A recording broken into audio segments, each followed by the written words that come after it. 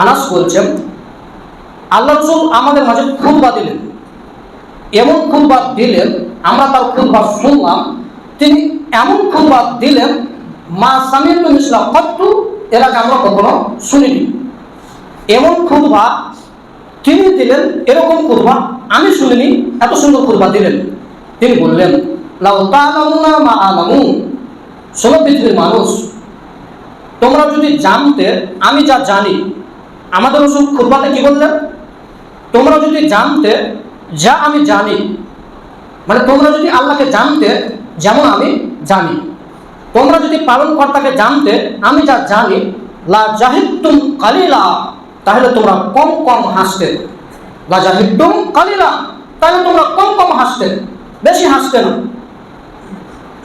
ওয়ালা বাকাইতুম কাসীরা, এবং তোমরা বেশি বেশি ক্রন্দন করতে, বেশি বেশি তোমরা কাঁদতে।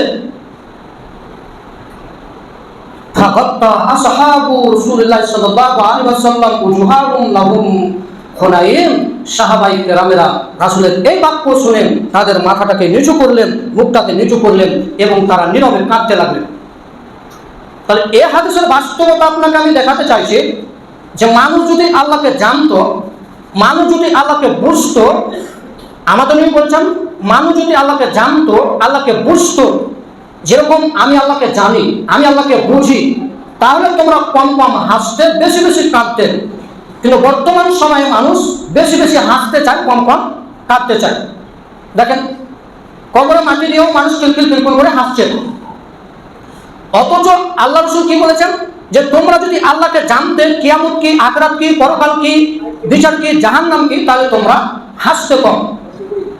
কেউ আওয়াজ করবেন না, কেউ কাউকে ফাঁড়ি আসবেন না, ভিতরে জায়গা নেই উপরে চলে যাবেন, ভিতরে জায়গা নেই উপরে চলে যাবেন, কেউ কাউকে ফাঁড়ি এসে কথা বলবেন না। কেউ যদি কাউকে ফাঁড়ি এসে কথা বলে তাহলে জুমার সওয়াব আজকে শেষ হবে। কেউ যদি কথা বলে কাউকে ফাঁড়ি আসে, তাহলে আজকে যে জুমার খুতবা শুনে যে সবটা পাবে ওটা পাবে না, নামাজ পড়ে যেটা নেকি পাবে সেটা পাবে, জুমার খুতবার সব পাবে না। অতএব কেউ কাউকে কথা বলবেন না। অতএব জুমার খুতবা শ্রবণ করার চোখ খরচ, অতএব শুনতেই হবে ওয়াজিব, অতএব শুনতেই হবে আপনাকে। কারোর সাথে কথাবার্তা, বাতচিত কথা একেবারে বন্ধ করবেন।